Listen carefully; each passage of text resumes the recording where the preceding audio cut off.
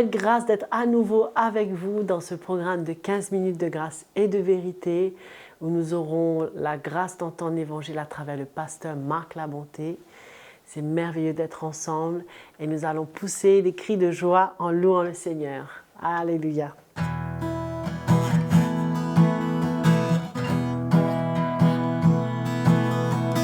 Cris, cris de joie.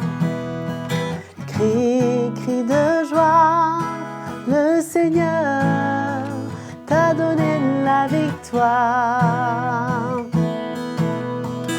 Crie, crie de joie, crie, crie de joie, le Seigneur t'a donné la victoire. Aucune arme est forgée contre toi, aucun royaume qui s'élève ne tiendra, car le Seigneur est le roc de notre salut. Par le sang de l'agneau, nous avons vaincu. Crie, crie de joie. Crie, crie de joie, le Seigneur t'a donné la victoire. Crie, crie de joie, crie, crie de joie, le Seigneur t'a donné la victoire. Le Seigneur t'a donné la victoire. Le Seigneur t'a donné la victoire. Alléluia! Quel chant de victoire! Le Seigneur nous encourage davantage alors que nous allons entendre l'Évangile avec le pasteur Marc Labonté. Bienvenue à notre nouveau numéro de 15 minutes de grâce et de vérité. Joël, merci encore pour cette louange que nous offrons au Seigneur. Nous voulons encore aujourd'hui parler et mettre l'accent parce que c'est tellement important. La parole de Dieu nous dit que le juste vivra par la foi. Le juste vivra par la foi. C'est cette qualité de vie que Dieu va approuver, que Dieu va accorder sa faveur, Dieu va accorder sa grâce, Dieu va accomplir sa volonté quand nous plaçons notre foi dans le Seigneur. Quand nous comprenons et que nous sommes prêts, savons ce que Dieu veut faire en nous, nous savons ce que Dieu veut faire au travers de nous, et nous sommes prêts à faire confiance au Seigneur, et que nous sommes prêts à vraiment exercer notre foi pour que notre vie puisse être agréable à Dieu et que nous puissions porter des fruits et notre vie puisse glorifier le Seigneur. Nous savons très bien que avant de connaître le Seigneur, et comment nous vivions? Nous vivions dans le péché. Nous vivions sous l'influence de princes de ce monde. Nous vivions selon nos sens, le train de ce monde, et nous étions désagréables à Dieu. Notre vie, nous ne cherchions que notre gloire. Et c'est l'ennemi qui a été glorifié. Mais aujourd'hui, nous avons un but. Notre but, c'est de glorifier le Seigneur. Que notre vie puisse glorifier le Seigneur. Comme Paul dit, que ce soit par ma vie, que ce soit par ma mort, mais que le Seigneur soit glorifié. Et tout ce que nous voulons, c'est que Dieu puisse vraiment atteindre son but dans notre vie et que nous puissions expérimenter la grâce de Dieu et vivre continuellement dans la paix et de savoir que nous avons l'approbation de Dieu sur notre vie. Nous allons lire dans Romains chapitre 8, le verset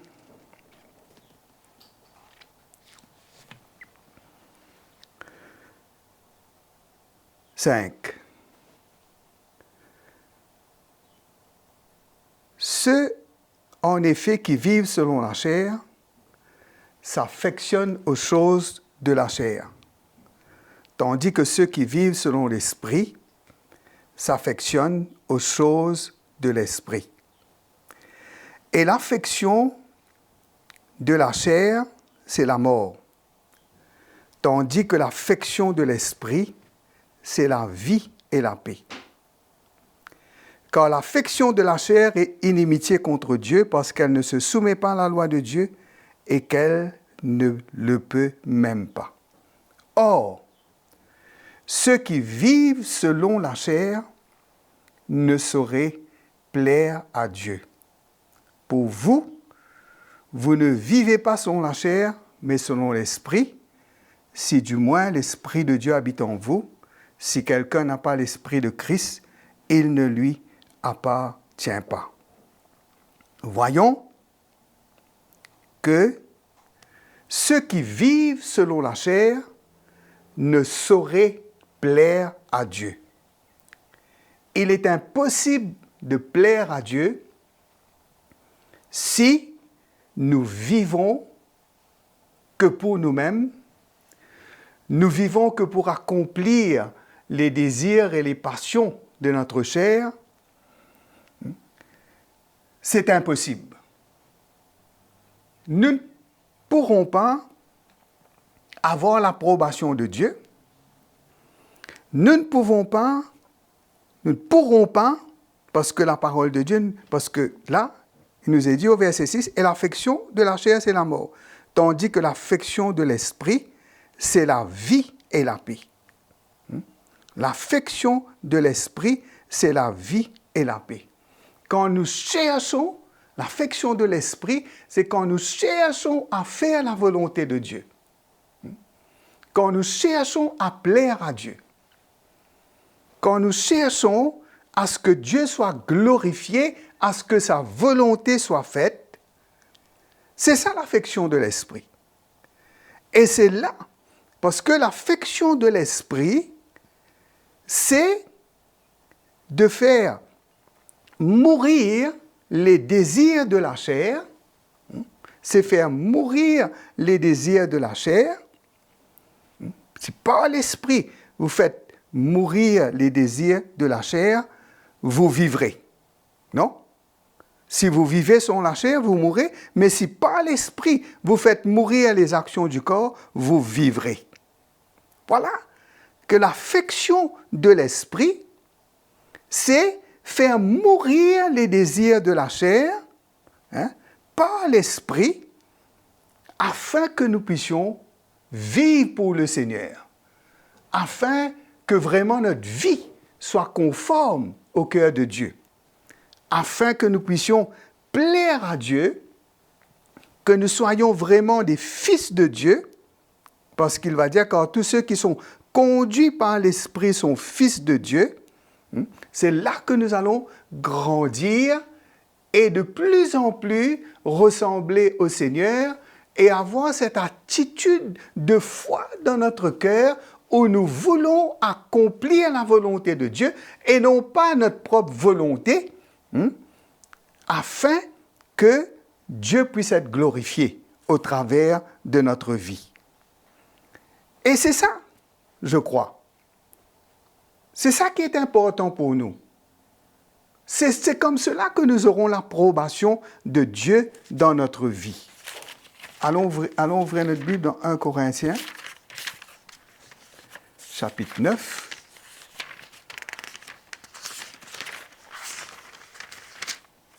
Le verset 24. Ne savez-vous pas que ceux qui courent dans le stade courent tous, mais qu'un seul remporte le prix? Courez de manière à le remporter. Tous ceux qui combattent s'imposent toute espèce d'abstinence, et ils le font pour obtenir une couronne incorruptible, mais nous faisons-le pour une couronne incorruptible. Moi donc, je cours, non pas comme à l'aventure, je frappe, non pas comme battant l'air, mais je traite durement mon corps et je le tiens assujetti de peur d'être moi-même rejeté après avoir prêché aux autres. Nous voyons l'attitude et la motivation qui était dans le cœur du serviteur de Dieu à vouloir non pas seulement de servir le Seigneur, mais de la manière qu'il veut servir le Seigneur, et de vraiment faire mourir la chair, afin de pouvoir servir Dieu d'une manière agréable, de servir Dieu par l'esprit, de servir Dieu par la foi. Il dit que lui, il ne court pas comme à l'aventure, il ne frappe pas comme battant l'air, mais il traite durement son corps, il le tient assujetti de peur d'être moi-même rejeté après avoir prêché aux autres. Il avait la foi dans son cœur, il était prêt à payer le prix, il était prêt à maîtriser par la foi, par l'esprit, à faire mourir les actions du corps pour que sa vie puisse être agréable à Dieu et pour qu'il puisse servir le Seigneur, avoir ce témoignage, avoir l'approbation de Dieu et de savoir qu'il ne veut pas être rejeté après avoir servi le Seigneur. Je crois que nous tous, nous devons avoir cette même attitude dans notre cœur, de ne pas prendre à la légère notre marche avec le Seigneur, d'avoir vraiment à cœur d'arriver au but, vraiment de persévérer jusqu'à la fin, de courir vers cette perfection, de laisser le Seigneur nous former, nous briser, nous façonner, et que de plus en plus, la chair est en train de perdre sa force, mais que l'esprit est en train de se fortifier et que de plus en plus, nous puissions arriver à la stature parfaite de Jésus-Christ. Je vous encourage, mes frères et sœurs, de rechercher de tout votre cœur, de vous assurer que jour après jour, vous ayez dans votre cœur cette assurance que vraiment la foi est dans votre cœur et que vous êtes fixé sur le but et que vous êtes en train d'assujettir cette attitude de ne pas laisser la chair nous contrôler, nous emmener, mais de laisser le Seigneur gagner nos vies, de vraiment appartenir au Seigneur. Je vous remercie d'avoir été à l'écoute et j'espère que cela vous a édifié. Je vous donne rendez-vous pour la prochaine fois. Merci. Voilà, c'était l'encouragement du pasteur Marc Labonté. Je suis sûre que vous avez dû être encouragés. Merci en tous les cas pour votre fidélité et nous vous encourageons à vous abonner à notre chaîne, la page YouTube CTMI, ainsi que nous faire part de vos commentaires, de vos témoignages, de vos questions. Vous verrez le lien qui est affiché sur l'écran. Vous pouvez nous écrire et on sera tellement heureux de pouvoir entendre de votre part. Merci de votre fidélité et à bientôt.